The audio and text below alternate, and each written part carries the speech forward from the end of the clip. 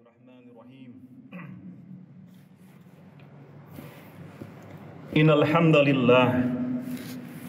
Innal hamdalillah nahmaduhu wa nasta'inuhu wa nastaghfiruhu wa na'udzu billahi min sururi anfusina wa min sayyiati a'malina. May yahdihillahu fala mudilla lahu wa may yudlil fala hadiyalah. Ashhadu an la ilaha illallah wahdahu la syarika lahu, lahul mulku wa lahul hamdu wa huwa ala kulli syai'in qadir. Wa ashhadu anna Muhammadan abduhu wa rasuluhu la nabiyya ba'dahu.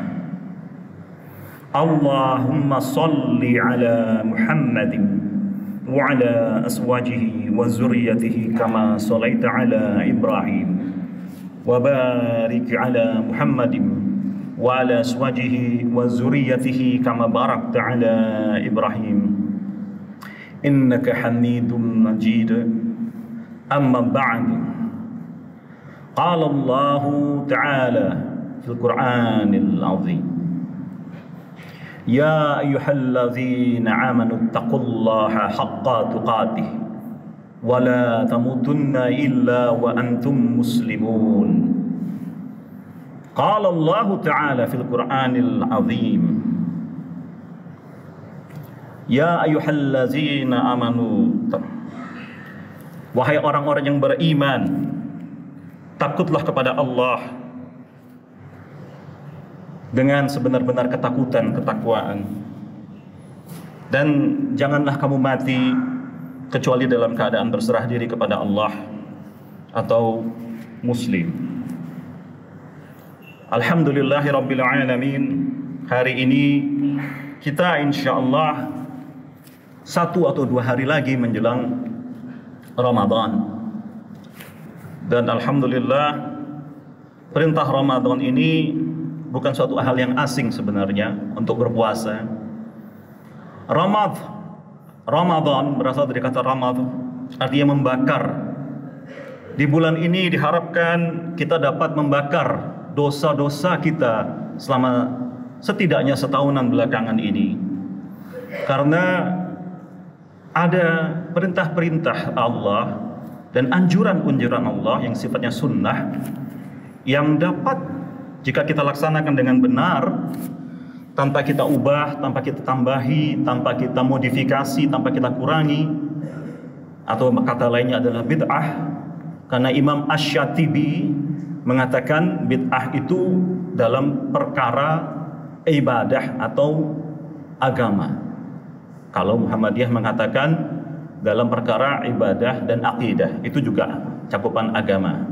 Maka tentu bukan bid'ah ceramah memakai mikrofon, ada internet, kita memakai karpet, sedangkan dulu Rasulullah masjidnya tanah lantainya dan atapnya adalah pelepah kurma dan dindingnya adalah tanah dan batu. Jika kita laksanakan kembali ke hal yang tadi, hal yang tidak bid'ah, yang betul-betul benar dijamin oleh Allah Subhanahu wa Ta'ala, maka banyak sekali janji-janjinya bahwa ini memberikan banyak hikmah. Perintah ketetapan untuk berpuasa Ramadan itu jelas, kiranya kita mungkin sudah paham, tapi izinkanlah saya mengulangi kembali, mengingatkan saja. Ya ayyuhalladzina amanu kutiba alaikumus shiyam kama kutiba alal ladzina min qablikum la'allakum tattaqun.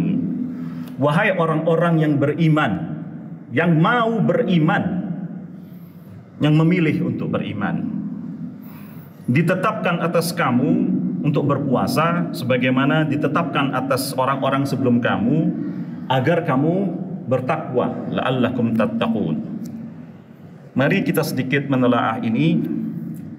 Wahai orang-orang yang beriman, jika kita bicara mengenai iman, maka ada hadis yang sangat penting yang menjadi dasar menurut para guru-guru, para ulama, para syekh, para kiai, para semuanya itu alim ulama adalah hadis yang paling penting, yaitu hadis Jibril. Pada saat Jibril alaihissalam mendatangi Rasulullah sallallahu alaihi wasallam dan para sahabat Nabi radhiyallahu anhum, bertanya jawab mengenai apa itu Islam, apa itu iman, apa itu ihsan, dan kapan kiamat atau mantas sa'ah. Pertanyaan pertama itu dijawab oleh Rasulullah SAW. Islam adalah minimal dia bersyahadat, dan diantaranya termasuk perintah berpuasa Ramadan, dan terakhir adalah haji bila mampu. Itu menjadi rukun Islam kita. Kemudian iman, apa itu iman? Beriman kepada Allah, hari kemudian, nabi-nabi, malaikat, dan seterusnya sampai takdir yang baik dan buruk. Yang terakhir dari rangkaian Islam, iman, ihsan itu adalah apakah itu ihsan? Ihsan adalah beribadah kepada Allah dengan yakin seyakin-yakinnya dan tahu diri bahwa Allah itu ada dan kita meyakini beliau ada, melihatnya. Dan jika engkau tidak mampu melihatnya, maka ketahuilah Allah melihatmu. Ini makam yang tertinggi kata para ulama ahlus sunnah wal jamaah was salafiyah. Jadi ihsan itu mencakup iman, mencakup Islam. Sebaliknya, menurut para ulama, belum tentu orang berislam itu sedang beriman, apalagi berihsan. Contoh mudahnya adalah minimal orang itu berislam adalah dia bersyahadat. Tetapi kita temukan orang yang bersyahadat masih menipu, masih berbuat kejahatan, berbuat maksiat, korupsi, berbuat curang dan lain-lainnya. Bahkan konon kita menemukan dana haji yang masih mungkin ditangkap karena menipu, korupsi, bermain, atau kita ketahui dia bermain maksiat dalam akidah, artinya ya dukun dan menjadi lain, atau menggunakan kekuatan sihir dan lain-lainnya. Wallahu a'lam. Mungkin orang seperti itu sedang lupa bahwa dalam rukun iman itu ada hari kemudian, ada Allah, ada malaikat yang mencatat di kanan kiri, dan seluruh kitab-kitab sebelumnya tidak memperbolehkan hal itu semua. Tentu saja kitab-kitab sebelumnya adalah kitab-kitab yang masih asli, bukan yang sudah terdistorsi. Nah, kemudian ihsan. Maka kalau orang yakin setiap saat 24 jam sehari, maka dia tentu tidak akan mudah-mudah berbuat kejahatan. Paling mudah misalnya di lingkungan kampung ini ghibah, atau melakukan satu hal yang tidak benar, merusak tatanan, menyelisihi tuntunan Nabi Rasulullah sallallahu alaihi wasallam, sang nabi terakhir dari 124.000 nabi sejak awal zaman. Sedangkan dunia ini sudah tua. Diutusnya para nabi itu adalah untuk mengembalikan kembali jalan ini, jalan para umat, dan kita adalah umat yang terakhir, generasi terakhir, ke jalan yang lurus. Itulah mengapa kita setiap hari mengatakan ihdinas siratal mustaqim. Tunjukilah jalan yang lurus, bukan jalan yang siratal ladzina an'amta 'alaihim ghairil maghdubi 'alaihim, bukan jalan orang-orang yang dimurkai, yang sesat dan seterusnya itu. Karena umat-umat terdahulu kita seperti itu. Kita bukan penganut agama Arab, kita adalah penganut agama tauhid. Agama 124.000 nabi sejak awal zaman, di mana keterangan 124.000 nabi ini ada di hadis yang minimal derajatnya hasan sahih, riwayat Ahmad dan Tirmizi, di mana tidak semua nabi itu diterangkan kepada kita di Al-Quran. Nama-namanya tidak semua disebutkan. Itu ditegaskan di minimal 2 ayat, yakni surah Ghafir 78 dan surah An-Nisa 164. Tidak semuanya diceritakan kepada kita generasi terakhir ini, tetapi semua risalah, semua akidah, semua tatanan yang benar itu dimampatkan di Al-Quranul Karim dan diterangkan sejelas-jelasnya caranya di Al-Hadis, As-Sunnah. Dan sungguh semua ulama jumhur ulama adalah sepakat bahwa ayat yang terakhir adalah surah Al-Maidah ayat 3. Itu diturunkan oleh Allah sebagai stempel bahwa agama ini sudah benar. Jangan ditambahi, jangan dikurangi, jangan dimodifikasi, jangan digabung-gabungkan dengan kepercayaan, dengan kebiasaan, dengan apapun. Yang benar itu menurut ulama, maka kita semua di MUI dan lain, adat itu mengikuti syariat, bukan sebaliknya. Keinginan kita ini mungkin relatif Pak kebenarannya, tetapi Allah mutlak kebenarannya.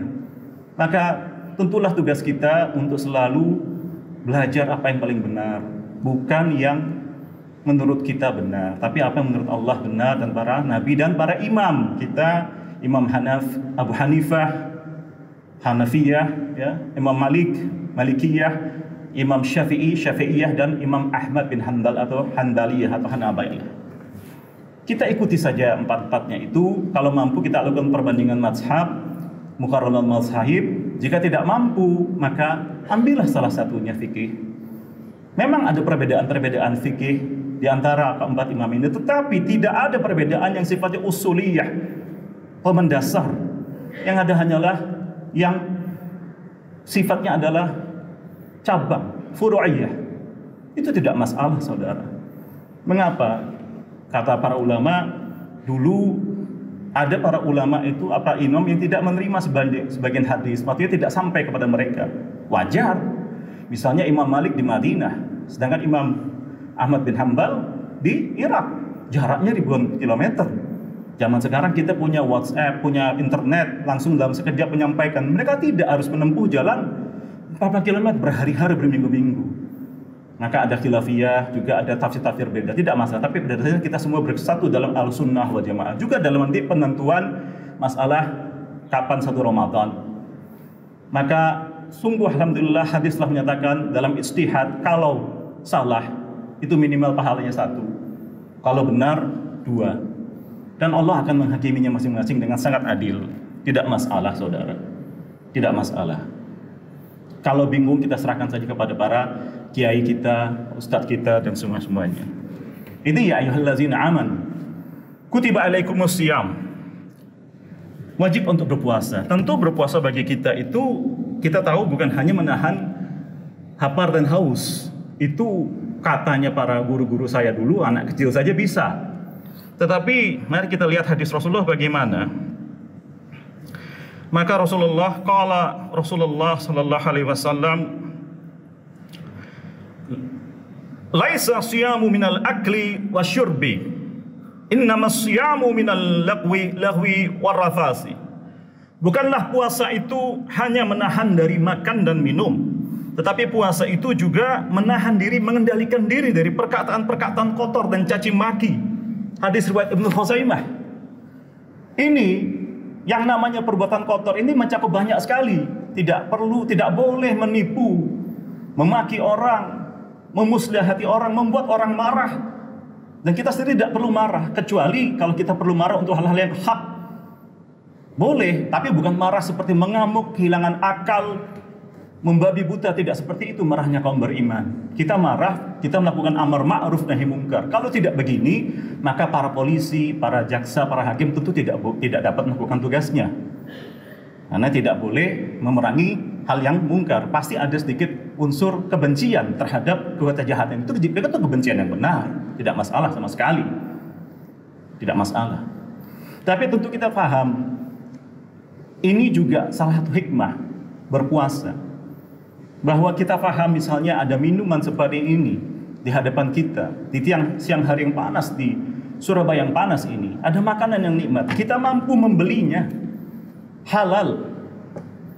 Atau lebih jauh, ada istri kita yang baru atau yang lama pun, maaf, kita sangat mencintainya, tapi karena Allah mengatakan tinggalkan sementara, toh hanya dari subuh hingga maghrib, maka kita tinggalkan, tidak masalah, karena kita sadar inna lillahi wa inna ilaihi raji'un.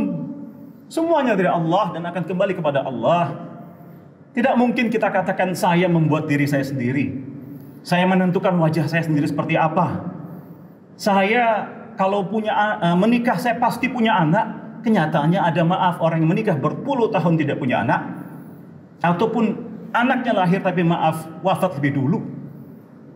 Tidak bisa kita menentukan hidup sebagai manusia atau maaf hewan atau pohon di luar sana yang dia tegak di situ berpuluh tahun mungkin tapi tidak bisa berjalan-jalan. Sedangkan kita diberi kenikmatan oleh Allah, sudah berjalan-jalan kemana-mana, mungkin sudah keliling dunia. Itu kenikmatan dari Allah. La in syakartum la azidannakum. Kalau kita bersyukur maka Allah pasti akan menambahkan lagi kenikmatan yang lainnya. Bahkan mampu bersyukur itu sendiri adalah suatu kenikmatan, karena ada orang yang tidak mampu bersyukur. Sudahlah tidak mau bersyukur, diciptakan sombong pula. Laksana iblis. Karena itu di surah Al-Kahfi dikatakan iblis itu kana minal jinni fafassaqa an amri rabbih. Dia itu sangat ingkar, sombong terhadap Tuhannya, dan dia dari kalangan bangsa jin. Kita tentu tidak boleh, karena tidak boleh seperti itu, karena sungguh di Quran berkali-kali disebutkan lakum aduwwum mubin, itu adalah syaitan, dan syaitan itu adalah bala tentaranya iblis, musuh yang nyata. Dan juga ada kata orang kafir itu juga musuh yang nyata. Tapi ini hublul minan nas, lain lagi urusannya. Kita tetap harus baik kepada mereka sepanjang mereka tidak menjahati kita. Kita balas sepatutnya, boleh dan Quran dan fikih, tapi juga kalau kita maafkan ya tak apa. Kemudian disebutkan pula qala Rasulullah sallallahu alaihi wasallam, syahrul ramadhana syahrun kataballahu alaikum syiyamah. Bulan Ramadan adalah bulan yang Allah telah wajibkan atasmu berpuasa. Ya. Wa sanantu lakum qiyamah. Dan aku Rasulullah sallallahu alaihi wasallam mensyariatkan bagimu ibadah pada malam harinya. Di sini katanya disebutkan adalah qiyamah. Qiyam itu artinya menghidupkan. Ya. Qiyamah. Lanjut, hadisnya adalah faman somahu wa qamahu imanan wa ihtisaban kharaja min zunubih ka yaumi waladathu ummuh. Masya Allah. Maka barang siapa yang berpuasa dalam bulan Ramadan dan beribadah di malam harinya karena iman dan mengharapkan ridha Allah, maka dihapuskanlah semua dosa-dosanya sebagaimana seorang bayi yang baru lahir dari rahim ibunya. Hadis riwayat Ibnu Majah dan Al-Baihaqi. Masya Allah saudara, maka di antara maksud qiyamul Ramadan itu tentu yang paling jelas adalah sholatul lail. Sholatul lail itu adalah sholat sunnah lail pada saat ada bulan, maksudnya malam hari, bukan di siang hari. Tetapi kita tentu tahu di duha ada sholat, ya, di duhur ada sholat, di asar ada sholat, itu semua kita laksanakan. Maka pasti Allah menambahkan pahala, minimal ampunan dosa insya Allah, minimal ada hidayah kepada kita untuk kembali ke jalan para nabi ini, tidak tersesat. Bagaimana? Tadi pagi saya barusan menjawab pertanyaan, apakah Rasulullah SAW itu pernah berjamaah pada sholat tarawih? Mari kita telah sedikit. Rasulullah tidak pernah menyebut sholat ini sebagai sholat tarawih. Tarawih itu artinya adalah istirahat. Beliau menyebutnya sebagai qiyamul sholatul lail, mereka para salafus soleh sahabat Nabi, sholat di malam hari. Bagaimana? Apakah pernah berjamaah? Disebutkan di Ramadan beliau pernah berjamaah 3 hari dalam satu Ramadan. Lebih sering tidak berjamaah sendirian. Berapakah jumlah rakaatnya? Menurut hadis yang sahih, utamanya riwayat dari hadis Aisyah, paling sering 11 rakaat. Tetapi juga pernah 9 rakaat dan juga pernah 13 rakaat. Mengapa selalu ganjil? Karena ada hadis lain mengatakan witir itu menutup sholat malam. Witir itu artinya ganjil. Begitu saudara. Apakah pernah beliau berjamaah? Pernah. Bahkan ini ada kisah yang terkenal, saya ingatkan saja. Abdullah bin Abbas, sepupu beliau, yang beliau doakan menjadi seorang alim ulama, dan ternyata memang karena Rasulullah mendoakannya SAW, dan terjadi pernah sholat di belakang Rasulullah SAW, artinya bersama Rasulullah sholat malam. Dan beliau berkata, aku hampir membatalkan sholatku. Mengapa? Karena satu rakaatnya Rasulullah SAW itu membaca Al-Baqarah, bahkan lanjut lagi ke surat berikutnya. Karena itu juga di hadis lain dikatakan Rasulullah ini kakinya bengkak-bengkak kalau sholat malam. Mengapa? Karena berdiri yang lama. Mengapa berdiri yang lama? Apakah melamun? Tidak, tapi melafazkan Quran, menghayati artinya, menangis, sujud pada saat ada ayat-ayat sujud, dan seterusnya. Kemudian ditanyakan kepada beliau, mengapa engkau seperti itu ya Rasulullah? Bukankah dosa masa lalumu dan dosa masa depanmu sudah diampuni? Maka Rasulullah SAW mengatakan, apakah tidak boleh aku bersyukur? Apakah tidak boleh aku bersyukur? Itu cintanya Allah, cintanya Rasulullah kepada Allah Subhanahu wa Ta'ala. Itu diantara yang dapat kita. Apakah kemudian ibadah yang lain? Baca Quran ya tentu, ceramah agama ya tentu, istighfar ya tentu, taubat yang paling penting taubat. Kapan kita mati tidak ada yang tahu. Sungguh tentu di antara kita ada yang sudah kehilangan sanak keluarga, saudara, kenalan, tetangga. Mungkin besok kita mati atau nanti mati kita. Maka sebaiknya siapapun segera menyegerakan diri untuk bertaubat, saudara. Demikian yang kiranya dapat saya sampaikan di bagian pertama ini. Di jeda ini juga disunnahkan Anda misalnya membaca sholawat, berdoa juga boleh. Dan nanti kita lanjutkan ke bagian yang kedua. Barakallahu li wa lakum fil Qur'anil azim wa nafa'ani wa iyyakum bima fihi minal ayati wa zikril hakim. Wa taqabbalallahu minni wa minkum tilawatahu innahu huwas samiul alim.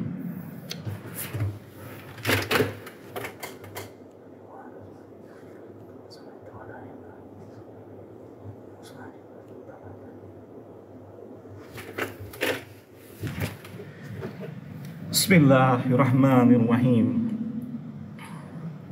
Alhamdulillahillazi arsala rasulahu bil huda wa dinil haqq liyudhhirahu 'ala ad-dini kullih walau karihal musyrikun. Kemudian mari kita bahas mengenai kutiba.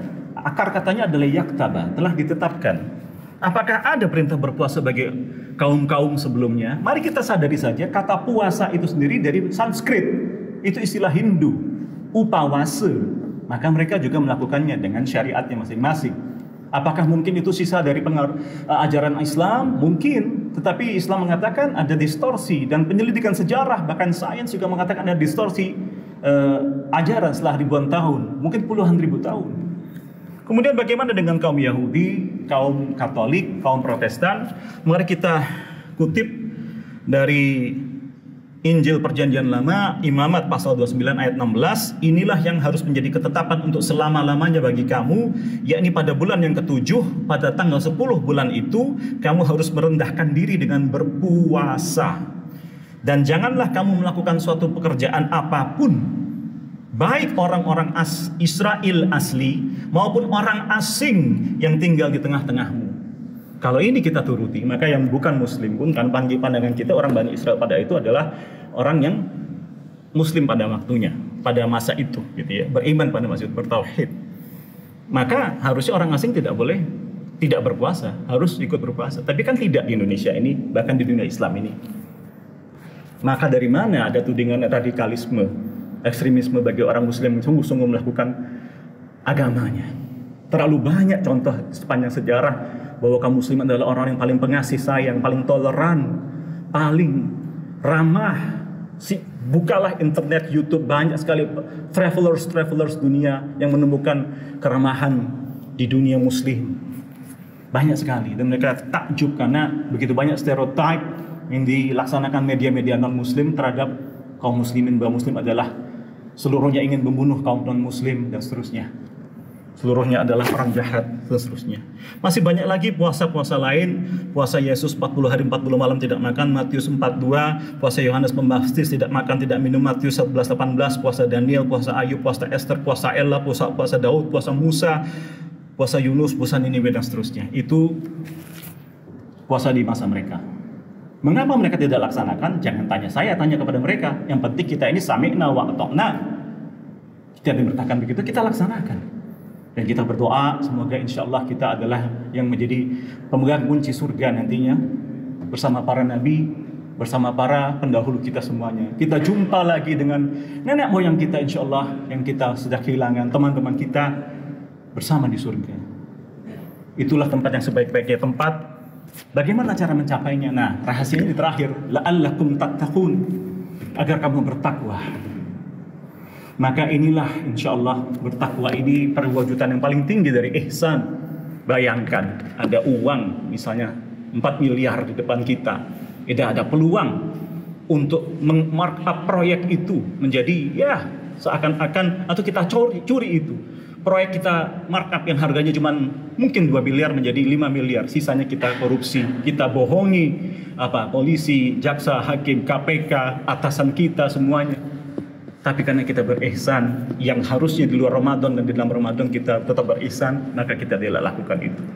Benar kata para Pujangga, orang yang beriman itu memberikan rasa aman karena dia memegang amanah. Itu dia. Kalau kita semua seperti itu, maka insya Allah terciptalah Republik Indonesia yang baik. Yang saya ingatkan, di konstitusi kita, dasar negara Republik Indonesia itu adalah ketuhanan yang Maha Esa. Dengan kata lain, tauhid. Itu di pasal 29 ayat 1 Undang-Undang Dasar 1945. Dan sungguh ingatlah di pembukaan undang-undang itu ada kalimat yang indah sekali, yakni atas berkat rahmat Allah yang Maha Kuasa. Pendiri negara ini, wilayah terbesar muslimin di dunia ini adalah didikan-didikan para kiai, didikan para syekh muslimin, mayoritasnya tentu saja. Maka tentu saja warna-warna Islam itu ada di dalam kehidupan sehari-hari. Contoh saja, maaf terakhir ini, kata Islam, hurufnya adalah sin lam mim. Dari situ kita bisa membuat kata salim, sin lam mim salim, artinya suci. Kemudian membentuk kata salam, artinya damai sejahtera. Tapi yang asik ini adalah kata salamah, di Indonesia kan menjadi selamat, di Jawa kan menjadi selamat. Ini adalah mungkin sindiran para ulama, mungkin leluhur kita tidak semuanya bisa membaca. Wes, pokoknya kudu selamat, maksudnya berislam. Bahkan saya baca di kebudayaan dulu katanya kalau orang bukan Jawi itu istilahnya tidak punya adab yang sesuai Islam, katanya begitu. Ini mungkin insya Allah adalah cara mudah dari para, kalau di Surabaya, di Jawa ini yang terkenal tentu Wali Songo. Kalau di Sumatera lain lagi, di Kalimantan lain lagi, di Maluku lain lagi. Tapi masing-masing punya pendahulu kita. Contoh sudah banyak. Jangan tertipu. Sejarah itu menurut Al-Quran, tarikh itu berulang. Kalau dulu bedanya kita pakai AC, sekarang dulu tidak ada. Tapi sama saja kita berada di masjid sekarang ini. Jangan tertipu saudara, karena iblis sudah bersumpah akan melakukan perang yang belum pernah berhenti, memerangi kita, menipu kita dari kanan kiri dan seterusnya itu. Dan Allah mengiyakan itu. Tapi tidak, kata Allah, kecuali hamba-hambaku yang ikhlas, mukhlis, yang mengikuti ikhlas. Karena itu Qul huwallahu ahad, Allahus samad, lam yalid wa lam yulad wa lam yakul lahu kufuwan ahad. Itu namanya suratul Ikhlas. Kira-kira demikian yang dapat saya sampaikan. Lebih kurangnya khatib meminta maaf, dan sungguh para khatib diberi beban besar karena diancam Allah di surah, misalnya surah As-Saff, lima takuluna ma la taf'alun. Allah membenci orang yang hanya berkata-kata saja. Para khatib, para penceramah bukan minta dihormati, tapi mereka juga punya beban besar. Tetapi Anda yang mendengarkan ini juga punya kewajiban untuk melaksanakannya, karena nanti akan ditanyai oleh Allah, sudah disampaikan atau belum kepadamu di yaumidin nanti itu.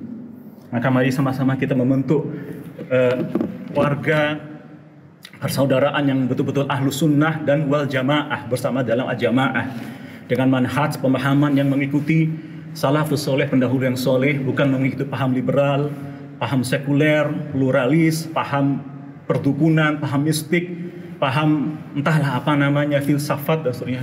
Tidak, karena sebaik-baik contoh adalah, sudah disebutkan berkali-kali di Quran dan di hadis, adalah kehidupan Rasulullah SAW. Dan Rasulullah SAW mengatakan yang terbaik dari umatku adalah yang hidup di masaku, yakni para sahabat Nabi, kemudian sesudahnya yakni para tabi'in, dan sesudahnya yakni para tabi'in.